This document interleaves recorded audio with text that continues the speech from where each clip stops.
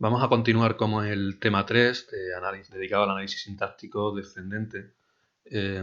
Y hasta ahora lo que habíamos visto eran características generales del análisis sintáctico, y en este vídeo vamos a explicar ya en concreto el tipo de análisis sintáctico que conocemos como análisis sintáctico descendente. En primer lugar, vamos a hablar de un tipo de análisis sintáctico descendente que realmente no se usa, que sería el análisis sintáctico descendente con retroceso. Como el término en inglés sería backtracking. La idea del análisis descendente con retroceso consiste en que se van a ir haciendo derivaciones y en cada caso se va a intentar sustituir cada símbolo no terminal por sus distintas reglas. Se intenta con la primera regla, si se detecta un error se vuelve hacia atrás, se intenta con la segunda y así. El procedimiento sería entonces partir del símbolo inicial, comenzar a realizar una derivación por la izquierda, y cuando alcanzáramos un símbolo no terminal se sustituiría ese símbolo no terminal, es decir, se aplicaría la primera de sus reglas de producción. Que seguimos para adelante y encontramos un error, pues y volveríamos para atrás, volveríamos a este punto, retrocederíamos y lo intentaríamos con la segunda regla, y así hasta encontrar alguna regla que permitiera llegar a la solución. Vamos a ver un ejemplo. Si tuviéramos esta gramática, ese sería el símbolo inicial de la gramática. Las letras minúsculas representan tokens, componentes léxicos o símbolos no terminales.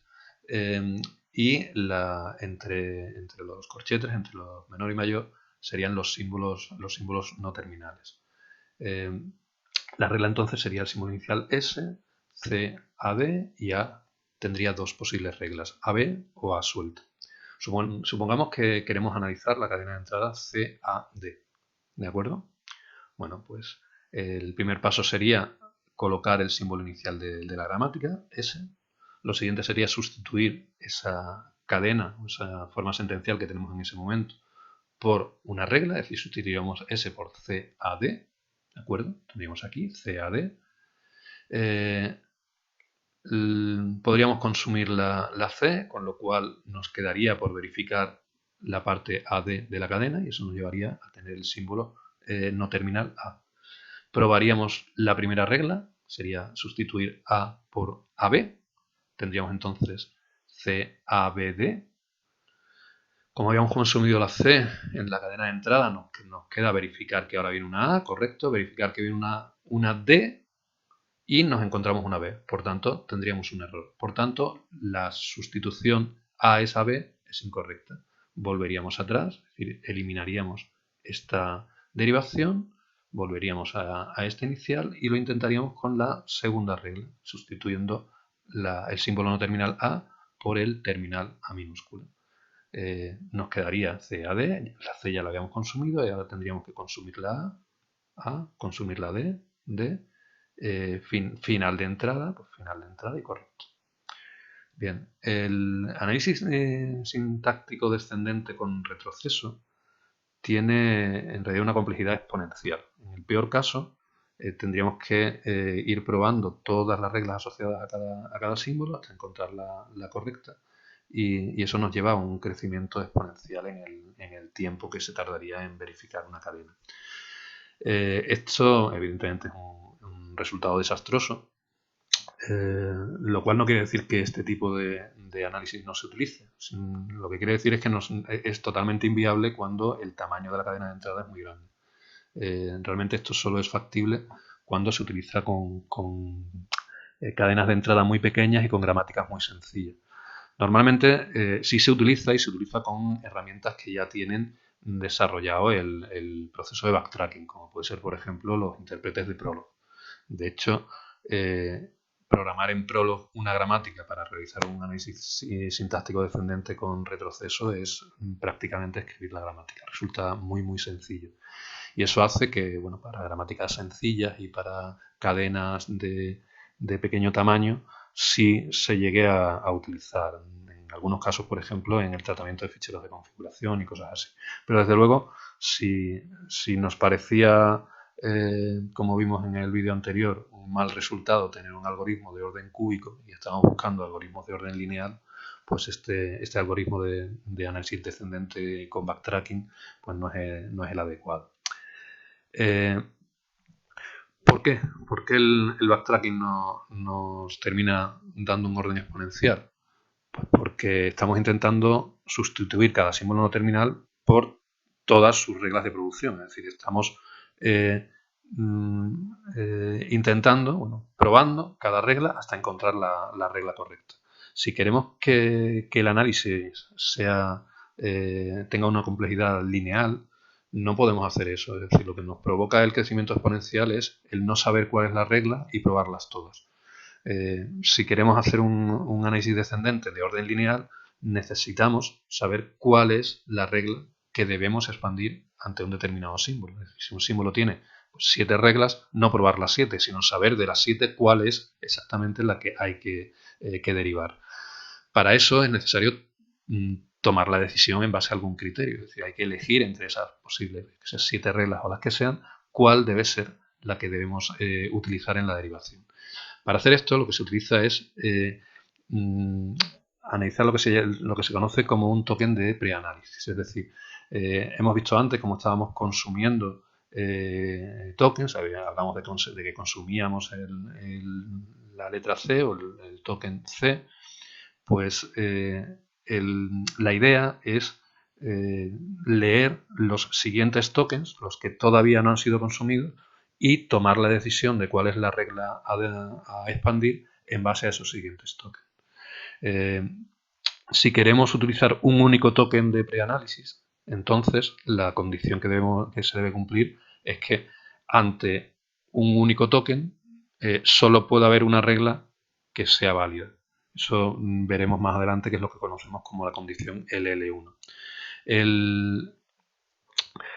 Al final lo que vamos a tener es que a cada regla le vamos a asociar lo que llamamos un conjunto de predicción, que serían los tokens que nos van a hacer disparar esa regla, es decir, seleccionar una determinada regla para realizar con ella la derivación.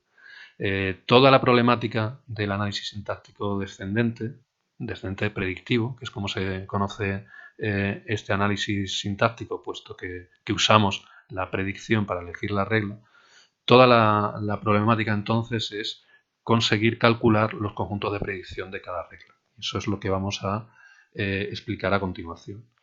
Bueno, para calcular estos conjuntos de predicción, que insisto van a estar relacionados con cada una de las reglas de la gramática, nos van a hacer falta pues unas definiciones previas, en concreto de dos cálculos de conjuntos. Vamos a llamarlos el conjunto primeros y el conjunto siguientes.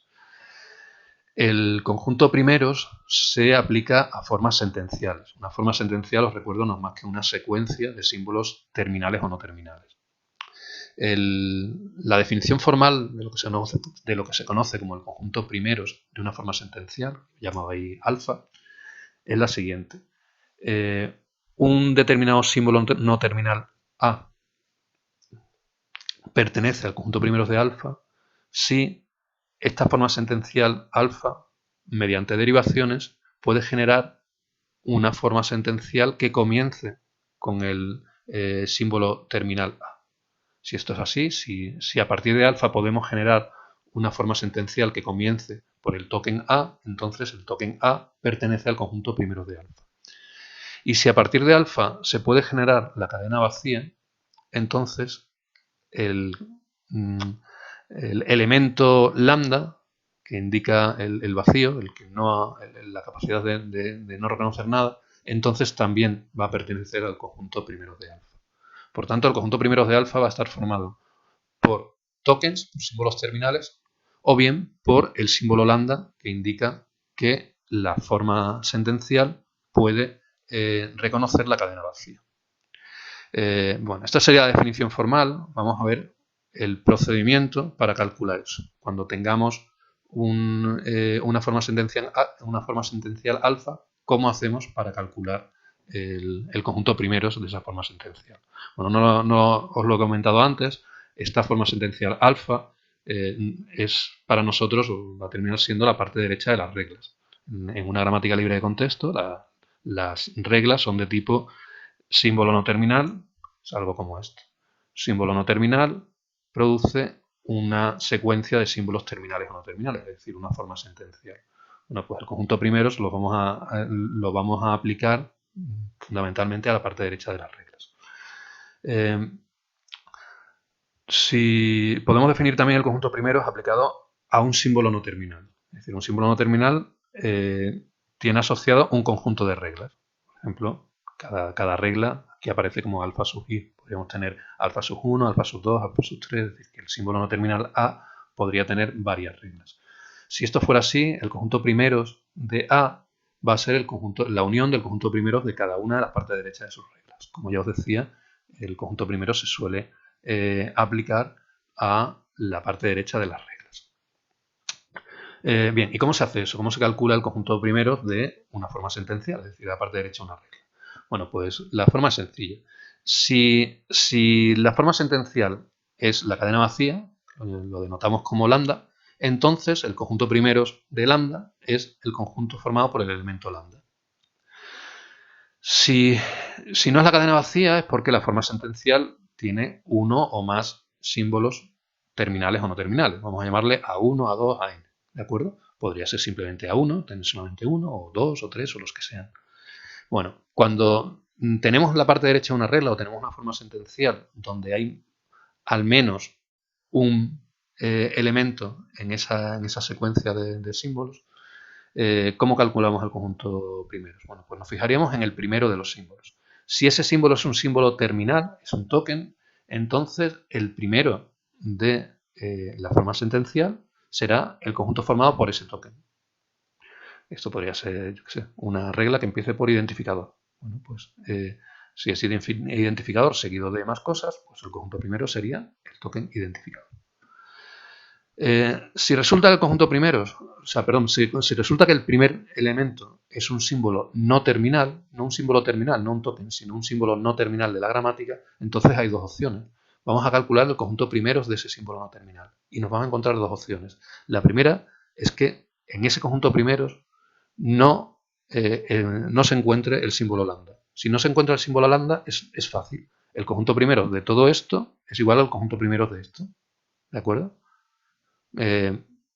Bien, la segunda opción es que cuando calculemos el conjunto primero de este símbolo, resulte que lambda, es decir, la cadena vacía, pertenece al conjunto primero de este símbolo. ¿Esto qué quiere decir? Bueno, pues si este símbolo puede ser sustituido por la cadena vacía, entonces deberíamos encontrarnos con el siguiente, con A2. ¿De acuerdo?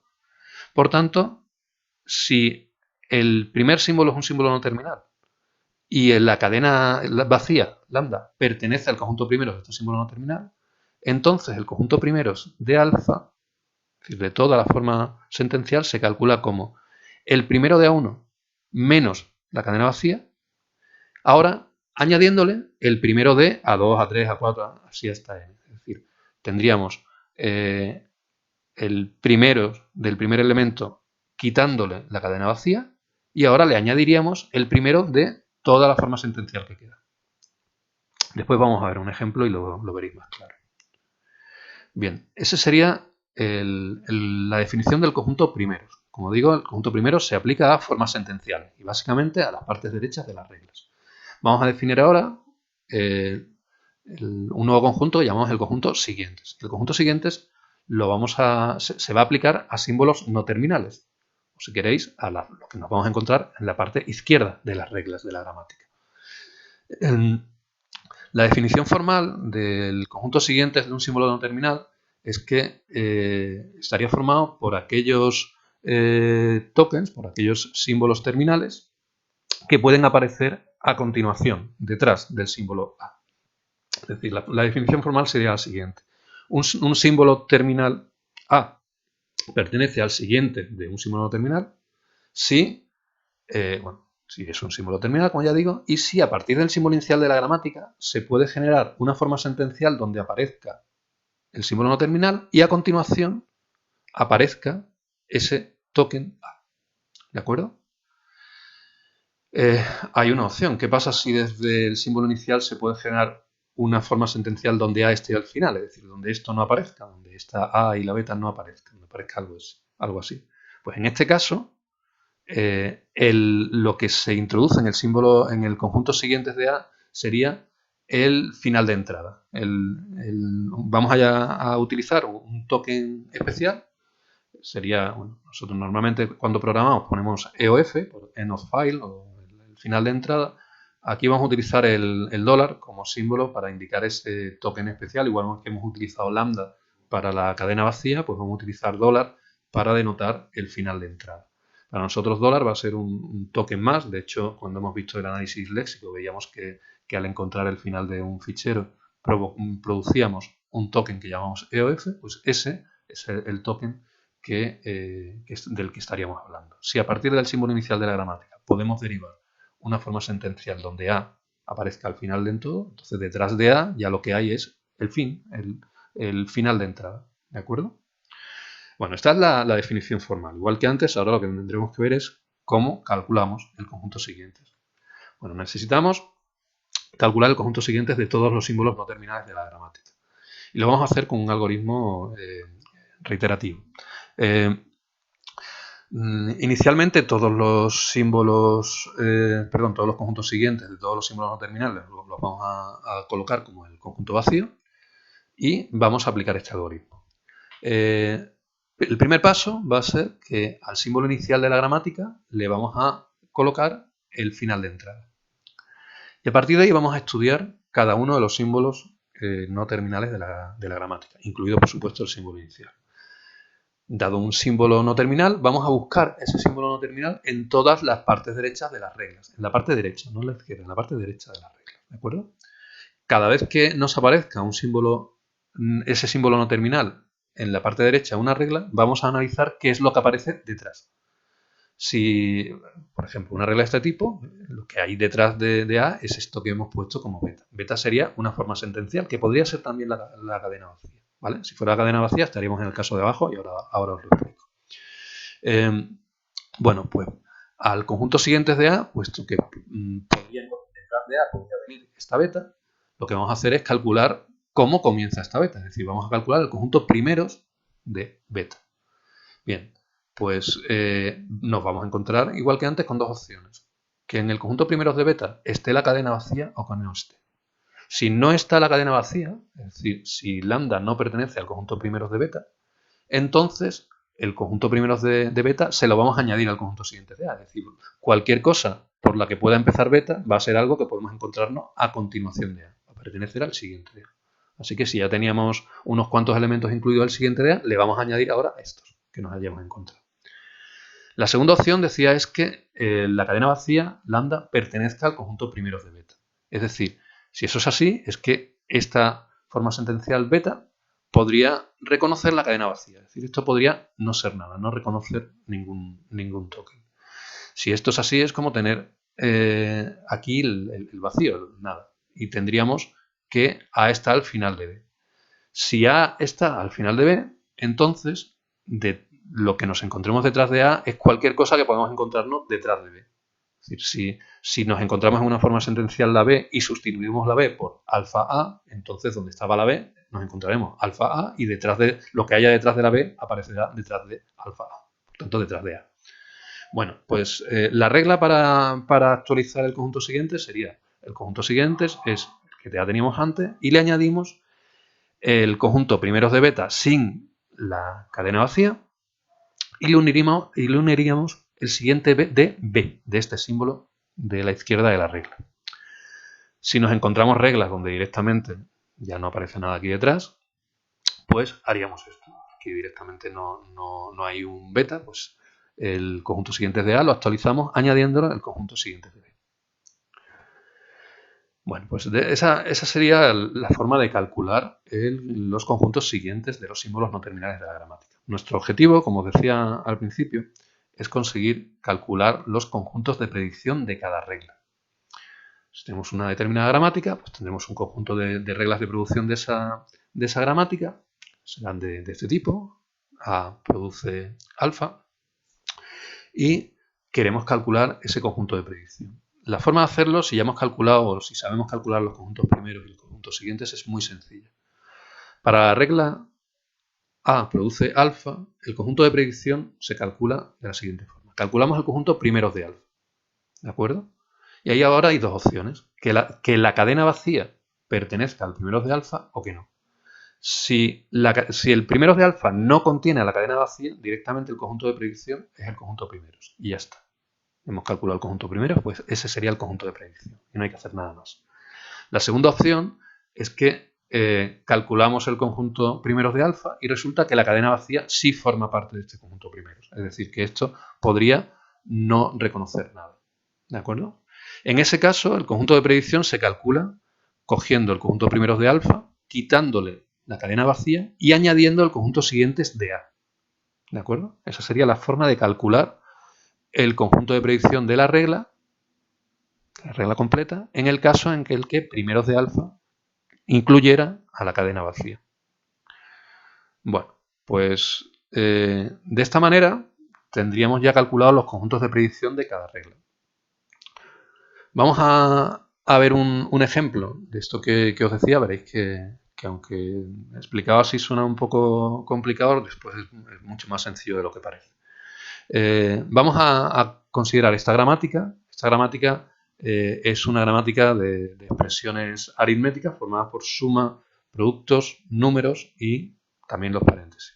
Esto lo podemos leer como expresión es término y sigue expresión, vamos a llamarle de prima, es más término sigue expresión es lambda. Ahora, un término es un factor y podrían tener más términos, t', t' podría ser producto, factor y más términos todavía, o bien t', estos más términos podría ser la cadena vacía lambda. Y un factor podría ser o bien un número o bien una expresión entre paréntesis. Bien, es una gramática bastante común a la hora de representar expresiones aritméticas. Bueno, vamos a calcular entonces los conjuntos primeros de las partes derechas de cada regla. Vamos a hacerlo para el cálculo de los conjuntos primeros. Suele ser bastante adecuado comenzar por, si tenemos todo el listado de reglas de la gramática, suele ser más adecuado empezar por las últimas, porque suelen ser las reglas donde aparecen ya todos los tokens, los símbolos terminales de la gramática. Bueno, pues calculamos entonces el conjunto primeros de esta parte derecha de esta regla. Estaríamos hablando de el token paréntesis abierto, seguido del símbolo no terminal E, seguido del token, el símbolo terminal paréntesis cerrado. El primero de estos es simplemente, ¿cómo comienza esta expresión? Pues con un paréntesis abierto, es decir, el conjunto primeros de esta forma sentencial sería el paréntesis abierto. Bien, la siguiente regla, f es num. Analizamos la parte derecha de la regla, num, que es un símbolo terminal, por tanto el conjunto primeros de num es directamente num. Siguiente regla, t' es lambda. Pues calcularíamos el conjunto primeros de lambda y hemos dicho que primeros de lambda es el conjunto formado por el elemento lambda. Siguiente regla, hacia arriba. T' es asterisco ft'. ¿De acuerdo? Pues con el primero de asterisco ft', como asterisco es un símbolo terminal, es un token, pues sería el conjunto formado por el símbolo asterisco. Bien, siguiente regla. T es ft'. Aquí tenemos una regla donde, una forma sentencial donde el primer elemento es un símbolo no terminal. En este caso, f. ¿Qué haríamos? Pues tendríamos que calcular cuál es el conjunto primeros de f. Y el conjunto primeros de f sería la unión de los primeros de cada regla de f. ¿De acuerdo? Tenemos esta regla que era num, esta regla que era paréntesis abierto, por tanto el conjunto primeros de f es num paréntesis abierto y por tanto ft', como aquí, como en num paréntesis abierto no aparece lambda, el conjunto primeros de ft' sería num paréntesis abierto. Seguimos ascendiendo. Para la regla e' es lambda, el conjunto primeros es, igual que antes, el símbolo lambda. Seguimos hacia arriba. La regla más te' tendría o comienza con un símbolo terminal que es más. Por tanto, el conjunto primeros de más te' sería el símbolo más. Y por último, la regla e es te', igual que antes, habría que calcular el conjunto primeros de t. El conjunto primeros de t, que lo tenemos aquí, será el conjunto primeros de esta regla. Y esta regla, el conjunto primeros será num paréntesis abierto. Por tanto, primeros de t, num paréntesis abierto. Primeros de t', puesto que t no tiene lambda, pues sería num paréntesis abierto. Bien, podemos calcular, ya lo hemos ido haciendo, cuál es el conjunto primeros de los símbolos no terminales, es decir, el conjunto primeros de f sería num paréntesis abierto, el conjunto primeros de t' sería asterisco y lambda, el conjunto primeros de t es num paréntesis abierto, el conjunto primeros de e' serían estas dos reglas, serían más y lambda, y el conjunto primeros de e, que sería esta única regla, sería num paréntesis abierto. Bien, vamos a calcular ahora lo que sería el conjunto siguientes. Conjuntos siguientes, mientras que en el caso del conjunto primeros normalmente es más fácil calcularlo partiendo desde las últimas reglas hacia arriba, para calcular el conjunto siguientes es mejor hacerlo desde el principio, es decir, partir del símbolo que está arriba del todo e ir calculándolo hacia abajo. Bueno, hemos dicho, el primer paso sería que para el símbolo inicial de la gramática, que es el símbolo E, el conjunto siguiente estaría formado por el final de entrada. Lo hemos denotado por el símbolo dólar, que sería el final de entrada, el EOF, que nos va a aparecer al programar. Bueno, lo siguiente sería buscar el símbolo E en las partes derechas de las reglas, ¿de acuerdo? Y solamente aparece aquí. Una vez que hemos encontrado el símbolo E, analizamos qué es lo que viene detrás del símbolo E en esta regla, que sería el paréntesis cerrado. Por tanto, detrás de E puede venir o bien el final de entrada, que ya lo habíamos metido, o bien el paréntesis cerrado que nos encontramos ahí. Bueno, de esta forma calculamos el conjunto siguientes de E. Pasaríamos ahora a calcular el siguientes de E'. Tendríamos que ver, inicialmente está vacío, tendríamos que ver dónde aparece E'. Y E' aparece en dos sitios, aparece aquí y aparece aquí. Bueno, cuando nos encontramos E' en esta regla, diríamos que como E' está al final de la regla, lo que venga detrás de E' será aquello que venga detrás de E. Pero ya hemos calculado qué es lo que puede venir detrás de E, que era paréntesis cerrado y final de entrada. Luego el siguiente de E' será paréntesis cerrado y final de entrada. Bien, esto respecto de esta regla. Lo siguiente, seguiríamos buscando E' y nos lo encontramos de nuevo en esta regla. Igual que antes aparece al final. Si aparece al final diríamos lo que viene detrás de E' será lo que viene detrás de este símbolo, que resulta que también es E'. Esto, si os fijáis, no añade nada. Lo que estaríamos diciendo es que unir al conjunto siguientes de prima el conjunto siguientes de prima, pero como estos son conjuntos, quiero decir que no puede haber elementos duplicados, pues no estaríamos añadiendo ningún elemento nuevo. Bien, ya tenemos calculado entonces el siguiente de prima, siguientes de t. Para calcular siguiente de t tendríamos que ver dónde aparece t, y t aparece aquí, en esta regla y en esta. Para calcular los siguientes de t, veríamos esta regla y diríamos que viene detrás de t, viene E'. Tendríamos que calcular el conjunto primeros de E'. Primeros de prima lo hemos visto antes. Teníamos aquí, primeros de prima es más y cadena vacía. Bueno, por tanto, en el conjunto primeros de t, en el conjunto siguientes de t, tendríamos que incorporar el primeros de E', que sería el símbolo más, por tanto, siguientes de t tendría que tener el símbolo más, pero primeros de E' resulta que tiene la cadena vacía. Si tiene la cadena vacía, tendríamos que ver qué vienen, lo quitaríamos esa cadena vacía y estudiaríamos qué viene aquí detrás. Y detrás resulta que ya no viene nada. Si no viene nada, quiere decir que si esto fuera la cadena vacía, t estaría al final de esta forma sentencial. Y si t está al final de esta forma sentencial, lo que venga detrás de t será lo que venga detrás de e. Por tanto, cogemos primero de e', que es más cadena vacía. Quitamos la cadena vacía, nos quedamos con más. Y ahora hay que añadirle el conjunto siguientes de e, que siguientes de e hemos dicho que era paréntesis cerrado y final de entrada. Por tanto, siguientes de t tendríamos más, paréntesis cerrado y final de entrada. Seguimos. T'. Siguientes de T'. T' aparece, hemos analizado el T en esta regla, tendríamos que analizar T en esta segunda regla, nos pasa exactamente igual. Detrás de T vendría E', calcularíamos primeros de E', resulta que tiene lambda, esto es más, añadiríamos más, pero realmente ya lo hemos calculado, más ya estaba incorporado en siguientes de T, y habría que añadirle siguientes de E', que también es paréntesis cerrado y dólar, que ya estaba incluido. Es decir, esta regla no nos aporta nada más. Bueno, con T', tendríamos que analizar siguientes de T', tendríamos que ver dónde aparece T' en la gramática. Aparece aquí y aquí. Bueno, analizamos qué pasa con el siguiente de T' aquí.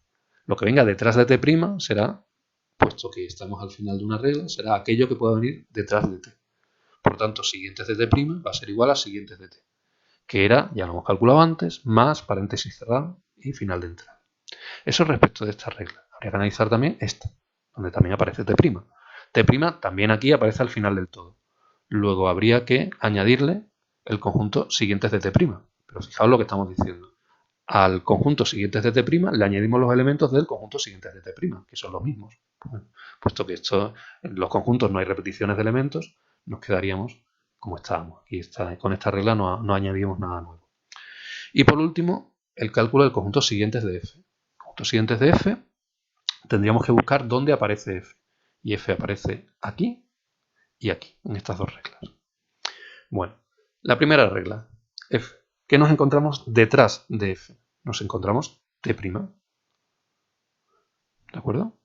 Con lo cual tendríamos que ver cómo empieza t', es decir, cuál es el conjunto primeros de t'. El conjunto primeros de t' resulta, si vamos un momentito para atrás, primeros de t' era el asterisco o bien la cadena vacía. Es decir, aquí estamos calculando el siguiente de f y nos encontramos con que detrás de f puede aparecer o bien un asterisco o bien la cadena vacía. Por tanto, el asterisco forma parte del siguiente de f y si esto fuera la cadena vacía, entonces f estaría al final de esta regla. Y por tanto, lo que venga detrás de f sería aquello que pueda venir detrás de t, que ya lo hemos calculado como más, siguiente de t, es más, paréntesis cerrado, final de entrada. Por tanto, estaríamos en siguientes de f sería asterisco más, paréntesis cerrado, final de entrada. Con esto calcularíamos todos los conjuntos siguientes de todos los símbolos no terminales de la gramática. Bien, ya tenemos eso, por tanto ya podemos calcular los conjuntos de predicción. Si cuando hemos calculado los conjuntos primeros y los conjuntos siguientes, el cálculo de los conjuntos de predicción es muy sencillo. Para esta regla, os recuerdo, los conjuntos de predicción van vinculados a cada regla. La primera regla tendríamos el conjunto de predicción, lo calcularíamos como el primeros de t', que sería en principio primeros de t. Primeros de t es num paréntesis abierto, como no hay cadena vacía, como esto no produce la cadena vacía, el conjunto de predicción sería pues num paréntesis abiertos, corresponde al conjunto primero. Bien, la segunda regla, e' es más t'. Tendríamos que calcular el conjunto primeros de más t'. El conjunto primeros de más t' era más. Como no tiene la cadena vacía, más. El conjunto de predicción sería más. Aquí, siguiente regla, e' es lambda. Calcularíamos el conjunto primeros de lambda. Y el primeros de lambda contiene únicamente el elemento lambda. Entonces, hemos dicho que si nos encontrábamos lambda, había que quitar lambda y añadir el conjunto siguientes de e'. Luego hay que quitar lambda y añadir siguientes de e', que era paréntesis cerrado y final de entrada. De manera que el conjunto de predicción de e' es lambda, sería paréntesis cerrado, final de entrada. Siguiente regla, t es ft'. Tendríamos que calcular el conjunto primeros de ft', que ya lo habíamos calculado en su momento. Primeros de ft' es num y paréntesis abierto. Como no hay lambda, no hay cadena vacía, pues el conjunto de predicción sería num paréntesis abierto. Siguiente regla, t' es asterisco ft'. Tendríamos que calcular el conjunto primeros de asterisco ft'. El conjunto primeros de asterisco ft' es el asterisco. ¿De acuerdo? No contiene la cadena vacía, por tanto el conjunto de predicción es directamente el asterisco. Siguiente regla, t' es lambda. ¿De acuerdo? Tendríamos que calcular el conjunto primeros de lambda. El conjunto primeros de lambda tiene como único elemento la cadena vacía. Entonces hay que quitar lambda y añadir el conjunto siguientes de t'. Conjuntos siguientes de t', lo hemos calculado antes, vuelvo atrás, conjuntos siguientes de t' era más, paréntesis cerrado, final de entrada. Por tanto, conjuntos siguientes de t' más, paréntesis cerrado, final de entrada. Seguimos. Regla f es num. Para la regla f es num, calcularíamos el conjunto primeros de num, que nos da num, no tiene lambda, por tanto el conjunto de predicción directamente es el conjunto primeros, num. Y la última regla, f es paréntesis abierto y paréntesis cerrado. El conjunto primeros de esta parte derecha es paréntesis abierto. No tiene cadena vacía, por tanto el conjunto de predicción sería el conjunto formado por el paréntesis abierto. Aquí tenéis entonces ya el cálculo de todos los conjuntos de predicción de sus reglas. Y con esto ya podríamos hacer un análisis descendente predictivo que va a ser de orden lineal porque ya no vamos a probar todas las reglas de cada símbolo, sino que vamos a lanzar solo y exclusivamente la regla que corresponda al siguiente token, al token de preanálisis que tenemos. ¿De acuerdo? Bien. Vamos a analizar ahora cuál es esta condición, cómo haríamos este cálculo de los conjuntos de predicción. Hemos comentado que podemos hacer un análisis sintáctico descendente predictivo cuando la gramática es LL1. ¿Qué quiere decir eso? ¿Cuándo la gramática va a ser LL1? Pues cuando con un token de preanálisis, que es lo que estamos utilizando en los conjuntos de predicción, cuando los conjuntos de predicción sean disjuntos, es decir, si yo me encuentro un determinado token, un símbolo terminal, y tengo que tomar una decisión sobre si lanzar la regla A o la regla B o la regla C, los símbolos que se encuentran en los conjuntos de predicción de la regla tienen que ser diferentes todos ellos. ¿De acuerdo? Si eso se cumple para todos los símbolos de la gramática, entonces la gramática es LL1. Y si es LL1, la gramática puede ser analizada por medio de un análisis sintáctico descendente predictivo. Bien. ¿Y qué pasa si no se cumple? ¿Qué pasa si tenemos una gramática? Calculamos los conjuntos de predicción, vemos si los conjuntos de predicción son disjuntos para cada símbolo no terminal y nos encontramos con que no lo son. Bueno, pues a priori no podríamos aplicar esta técnica de análisis sintáctico descendente predictivo, y lo que nos plantearíamos es, bueno, pues vamos a intentar modificar la gramática y hacer una gramática que sea equivalente, es decir, que describa el mismo lenguaje, pero que sí sea el L1 y que por tanto sí me sirva para hacer este tipo de análisis descendente. Bueno, pues, ¿qué casos nos podemos encontrar ahí? Bueno, lo primero que nos podemos encontrar, bueno, aquí no hay una regla general. Lo primero que nos podemos encontrar es que la gramática sea ambigua. Si resulta que nos encontramos ante una gramática ambigua, ahí hay poco que hacer. O sea, lo que hay que hacer es entender cuál es el lenguaje que me está describiendo esa gramática y construir una gramática totalmente diferente que me describa el mismo lenguaje, pero que sí cumpla la condición del L1. O sea, hay que replantearse todo el diseño de la gramática. Sin embargo, también hay aspectos de gramáticas que no son ambiguas, que sin embargo no son el L1. Provocan que cuando calculamos el conjunto de predicción nos salgan conjuntos que no son disjuntos, es decir, que los mismos elementos aparecen en los conjuntos de predicción de reglas distintas. Esto nos va a llevar a transformar la gramática para conseguir una gramática equivalente que sí cumpla esa condición L1.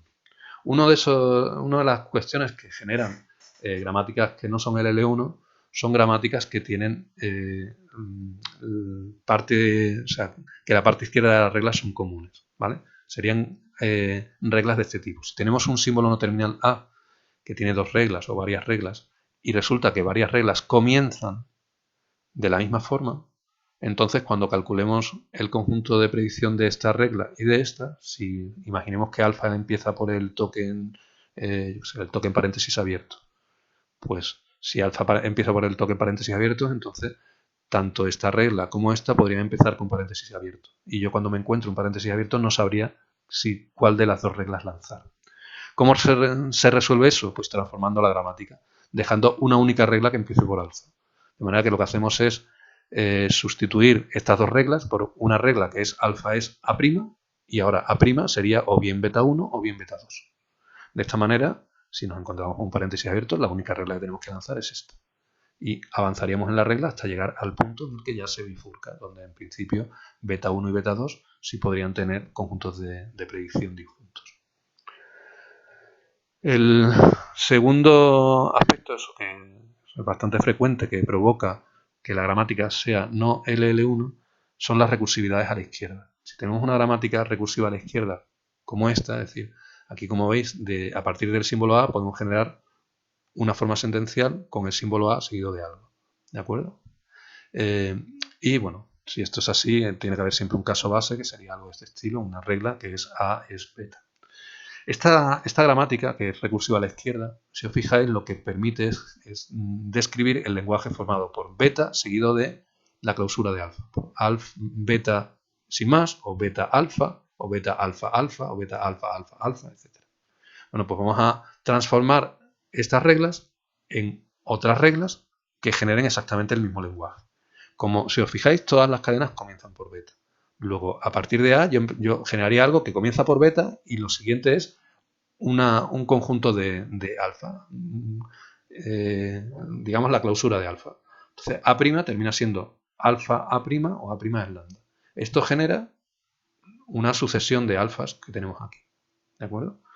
Esta gramática, en principio, ya sí podría ser una gramática LL1. Habría que verificarlo de todas formas, que alfa, por ejemplo, no podría ser nunca la cadena vacía, porque si no, sí nos generaría un problema. Pero salvo eso, en principio la gramática sería una gramática LL1. Vamos a ver un ejemplo de estas dos transformaciones, que veáis que es bastante frecuente el encontrarse gramáticas que no son LL1 por este tipo de cuestiones. La primera es una gramática donde tengamos instrucciones, sentencias, que pueden incluir la sentencia if. Típicamente, la sentencia if solemos verla o bien con el else o bien sin else. Tendríamos entonces una versión con else y una versión sin else. La versión con else sería if expresión, then sentencia, else sentencia, en if, por ejemplo, una posible sintaxis para la sentencia if. Y si la queremos en la versión sin else, sería if expresión, then sentencia, en if. ¿De acuerdo? Bueno, pues tendríamos que, como veis, o las sentencias podrían ser otras, yo sé, el for, el while, etc. Aquí, si intentamos hacer el análisis de los conjuntos de predicción, claramente la primera regla comienza por if, la segunda regla comienza por if. Por tanto, los conjuntos de predicción no van a ser disjuntos y la gramática no va a ser LL1. ¿Qué tenemos que hacer? Bueno, pues factorizar, sacar la parte común. La parte común de estas dos reglas sería if expresión, then send. ¿Vale? Entonces, estas dos reglas las podemos sustituir por una única regla que sería if expresión, then send y seguido de sentencia prima. Este send prima, ¿qué sería? Pues podría ser else send en if o bien en if. ¿De acuerdo? Tenemos aquí, send prima es else send en if o en if. De esta forma, ya hay una única regla que comienza por if y que ya se bifurca al llegar a este punto. Si calculáramos el conjunto de predicción de esta regla, nos daría if y ya no hay más reglas con if. Si calculáramos el conjunto de predicción de estas dos reglas, la primera tiene else y la segunda en if, por tanto también serían conjuntos disjuntos y en principio la gramática sería LL1. Y un segundo ejemplo, bueno, aquí vamos a ver un poco de todo, tendríamos esta gramática igual que antes para las expresiones, términos y factores. Tendríamos algo como expresiones, expresión más término, expresiones, expresión menos término, o bien expresiones término. Un término es término por factor, o bien término dividido por factor, o bien directamente un factor. Y un factor es un número o un paréntesis abierto, expresión paréntesis cerrado. Esta gramática es, como veis aquí, recursiva a la izquierda. La E genera de nuevo una E. ¿Cómo resolvemos eso? Pues nos iríamos a las reglas que no tienen recursión a la izquierda, que sería, por ejemplo, la regla T, en este caso. Eso corresponde a la beta que teníamos antes. En este caso, esa beta sería el símbolo no terminal T. Y la regla E la sustituiríamos por beta, en este caso es T, E'. ¿Veis? T, E'. Y ahora el E', ¿qué sería? Pues iríamos a ver cuáles son los alfa, ¿de acuerdo? Tendríamos E' alfa, o realmente alfa 1 y alfa 2. ¿no?